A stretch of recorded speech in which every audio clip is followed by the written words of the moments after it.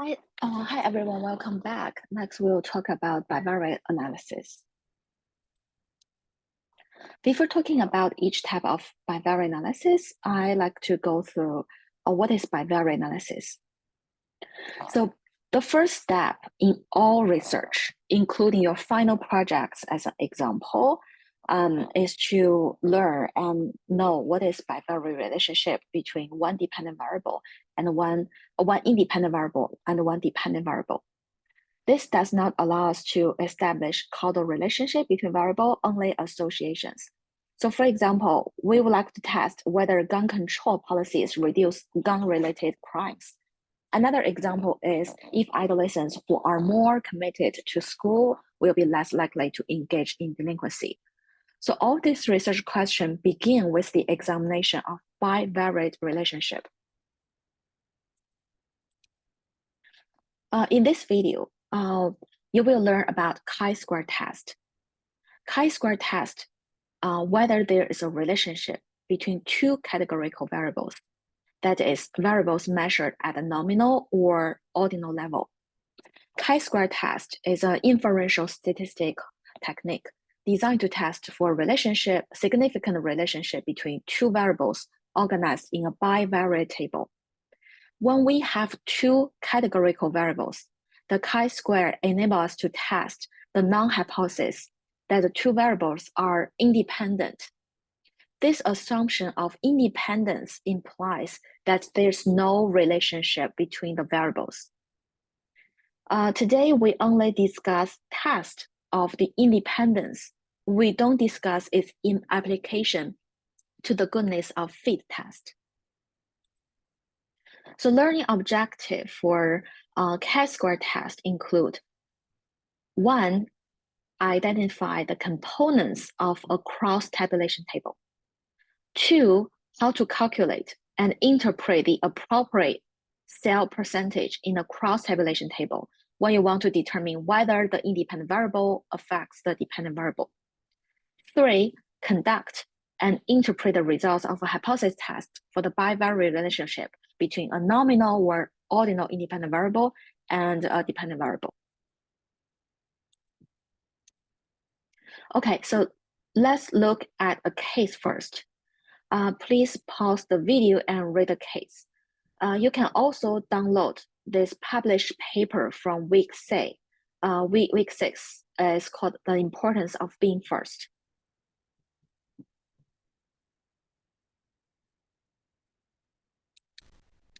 Hope you have finished reading the case. So table 1 is a bivariate table. Our independent variable, gender, goes in the column. Our dependent variable, first generation college status, goes in the rows.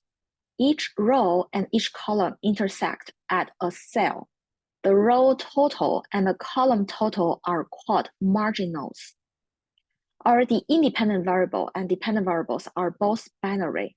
We get a contingence table, or called it cross-tabulation table. We have two variables. It's called 2 by 2 table. If we have 3 rows, 3 columns, we will say, 3 by 2 contingence table. With the cross-tabulation table, we can look at the presence of a relationship between the two variables. Okay, let's look at this table. This case aims to understand the first-generation college students' experience and their demographic backgrounds. Their study aims to have a policy implication for more intentional recruiting, retention, and graduation efforts. It shows variable of the first-generation college students, yes or no, and the variable gender, we only listed men and women here. So first-generation college students refer to those students whose parents never completed a post-secondary education. What we can tell from this table is that a higher percentage of women than men report being first-generation college students, 46.6% versus 35.4%. The numbers are in red. The percentage differences between men and women in the first-generation college setters suggest there's a relationship between gender and first generation status. My question is, based on what you know about inferential statistics, we estimate the parameters of the population based on what we observed in a sample. How do we know whether the gender differences in this table can reflect a real difference in the first generation college status in a larger population? How can we be sure that these gender differences may just occur in this sample? So if we draw another sample, can we observe different results? So let's assume that men and women are equally likely to be the first generation college students in the population. Two variables of gender and first generation college status were not associated. We would expect to have the same percentage of men and women to be the first generation college students, right? So look at table 2. Table 2 is a hypothetical data indicating no association between gender and first generation college status. The last column is the row marginals showing that 41.9% of all respondents are first generation college students and 58.1% are non-first. Therefore, if there's no association between gender and first generation college students, we would expect to see that 41.9% of men, 41.9% of women in the sample are first generation college students. Similarly, 58.1% of men, 58.1% of women are not first generation students. So this table shows this hypothetical expected percentage. We can say this table demonstrates a perfect model of no relationship between the variable gender and the variable first generation college status. Because the percentage distribution of the variable first generation college status are identical for men and women. This table illustrates the notion of statistical independence. Based on this table, we would say the first generation college status is independent of one's gender. So we will talk about this concept later. If there's no association between two variables, gender and first generation college status, the observed percentage in table 1 should differ from the hypothetical expected percentage in table 2. Conversely, if gender and first generation college status are not associated, the observed percentage in table 1 should approximate the hypothetical expected percentage in table 2.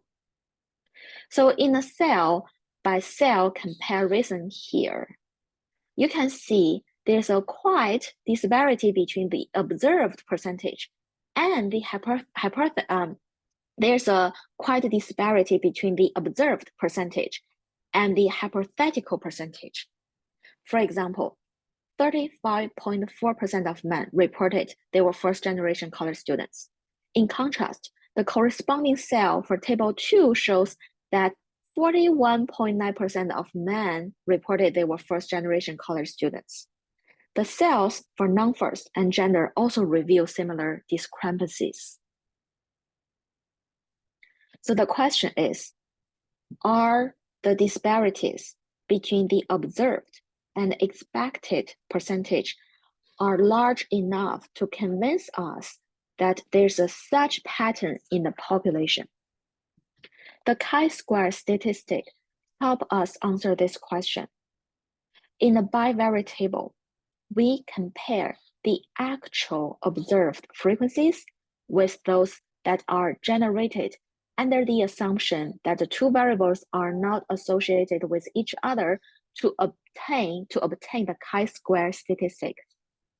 In a word, we compare the observed frequency and the expected frequency. The expected frequency are based on the assumption that independent variable and dependent variable are not associated with each other. If the observed and expect values are very close, the chi-square statistic will be very small. If the difference between observed and expected value is very large, the chi-square statistic will be very large. So the concept, the chi-square test is an inferential statistic technique to test for significant relationship between two variables organized in a bivariate table. It can be applied to nominal or ordinal data, grouped in interval level data. It requires no assumption about the shape of the population distribution in which we draw from our sample. The chi-square compares the observed frequency and the expected frequency. This lecture will not discuss the goodness of fit test, which applies chi-square test to the distribution of scores in a single variable. Okay, look at table 2 when the two variables are not associated. We can say they are statistically independent. It means a respondent score on one variable is independent of his or her score on another variable. How can we identify the statistical independence in the bivariate table? We compare the distribution of the dependent variable in each category of the independent variable. If two variables are not associated, the percentage distribution of the dependent variables within each category of the independent variable have the same values. Table 2 illustrates the notion of statistical independence. Based on this table, we would say the first generation college status is independent of one's gender. To go further, I would like to go through hypothesis testing with chi-square step by step. You can stop here if you are not interested to learn more about chi-square, but if you are interested, I encourage you to continue. Okay, so we follow 5 basic step model for the chi-square test. You can pause the video and read the 5 steps. We are going to go through one by one.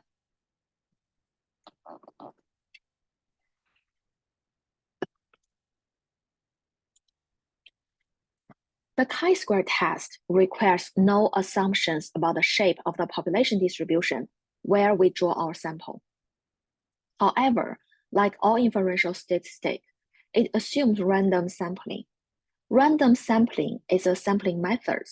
Each participant has an equal chance to be selected.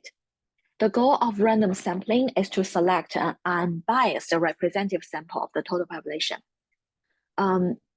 So for the survey methods, we learn from the course, there are several types of probability sampling, such as simple random sampling, systematical sampling, stratified sampling, and cluster sampling.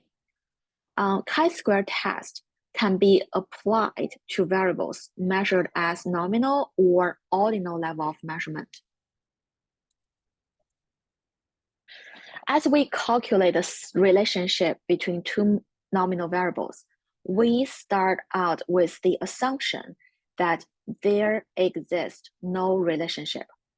In other words, we assume the variables are independent of each other. Like all other tests of statistical significance, the chi-square is a test of null hypothesis. The null hypothesis states there's no association between two variables in the population, and the variables are statistically independent. For example, gender and the first generation college status are statistically independent. The research hypothesis proposed that two variables are related in the population. For example, gender and the first generation college status are statistically dependent. I'll repeat, for example, gender and the first generation college status are statistically dependent.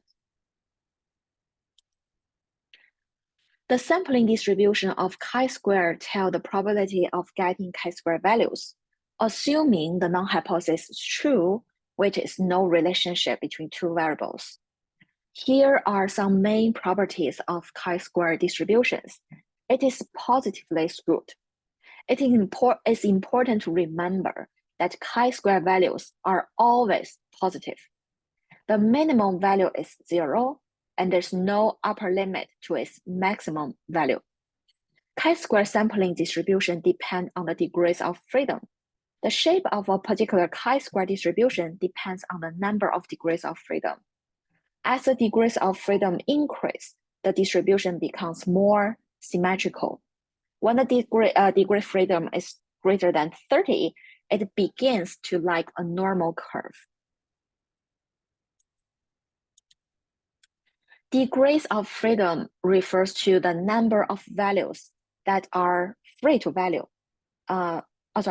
Degrees of freedom refers to the number of values that are free to vary. With the cross-tabulation data, we use formula, the product of R minus 1 and C minus 1. R is the number of rows in the table. C is the number of columns in the table. For example, table 2 includes 2 variables, gender and first-generation college status. There are 2 rows and 2 columns here. Thus, using the formula, the degrees of freedom is equals to the product, 2 minus 1 and 2 minus 1. So we have 1 degree of freedom. The question is, what if the table has 3 rows and 2 columns? So what is the number of degree freedoms? The answer is 2. When we get it by calculating the product of 2 minus 1 and 3 minus 1. So it would have 2 degrees of freedom. We will use this knowledge later. Next step, how to get chi-square statistic. There are 2 ways, calculate by hand using formula or using softwares. In reality, you don't need to use formula to get a statistic to test the association between 2 nominal variables. You can use the software, but I would like to walk you through the secret behind this software calculation. So again, if you are not interested, you can also skip this part. Step 1, calculating the expected frequency. Expected frequency symbolized as Fe refers to the frequency in a cell that would be expected in a bivariate table if the 2 variables were statistically independent. For example, table 2, as we discussed earlier, the most important element in using chi-square to test for the statistical significance of a cross-tabulated data is the determination of the expected frequency. The expected frequency are calculated from the row and column frequency rather than from the percentage. Using the formula, we multiply by the row and the column total for the cell and divide the product for the total number of cases in the table. So remember, chi-square is computed on actual frequencies instead of on percentage. So we need to calculate the expected frequency. Let's use the example of first-generation college status and gender bivariate table. Observed frequency symbolized as F0 refers to the frequency that are actually observed. For example, we observe that 691 men of first-generation college students, and there are 1,245 women who are first-generation college students here. Let's look at the cell of the expected frequency for our data on gender and first-generation college status. The first cell is men who are first-generation college students. The expected frequency for this cell is a product of the column total 1,950 and the row total 1,939 divided by the all cases in the table, 6,620.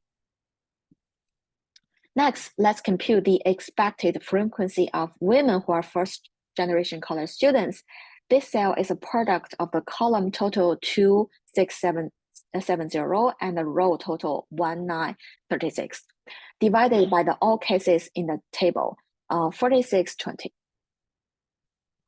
For men who are non-first, the expected frequency is the product of the column total 1950 and the row 2684, divided by all the cases in the table 4620.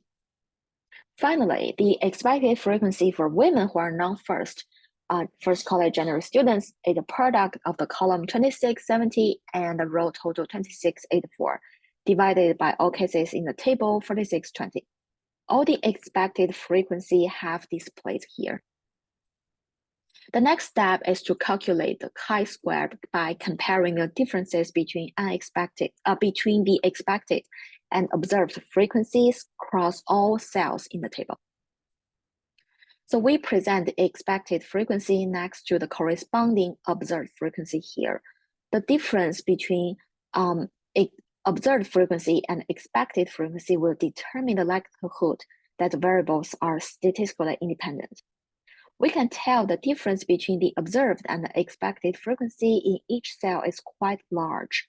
My question is, it is large enough to be significant? We have a method to answer this question. According to this formula, again, you don't have to remember this formula. For each cell, we subtract the expected frequency from the observed frequency, square the difference, and then divide by the expected frequency. After performing the operation for every cell, we sum the results to obtain the chi-square statistic. To obtain chi-square is to summarize the difference between the observed and expected frequency in a bivariate table. So let's use the same example. The first column listed 4 rows, including men who are first generation, men who are not first generation, female first and non-first generation college students. The color values are from step 1. Now let's follow the formula and obtain the chi-square step by step. For each cell, we subtract the expected frequency from the observed frequency. We square the difference for each cell. Then for each cell, the square of the difference was divided by the expected frequency. After completing it for every cell, we sum the results to obtain the chi-square value. Here, we obtain the chi-square is 58. Our goal was to test if the null hypothesis were true, and the gender and first-generation college status were not associated.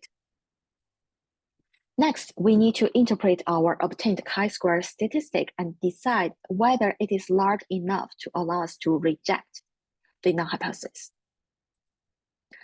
So you can download the chi-square distribution. It's page 31 PDF from Crackers. I will pause and you are going to check this slide.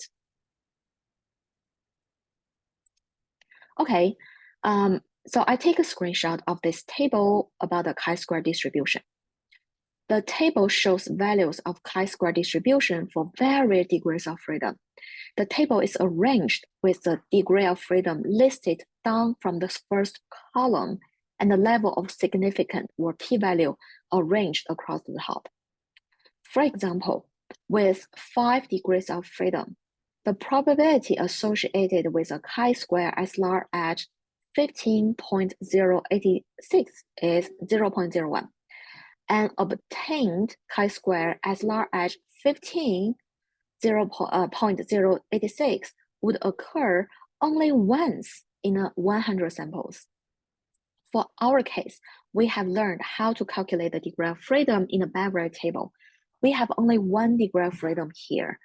So we can see that 58 does not appear on the first row with degree of freedom equals to 1.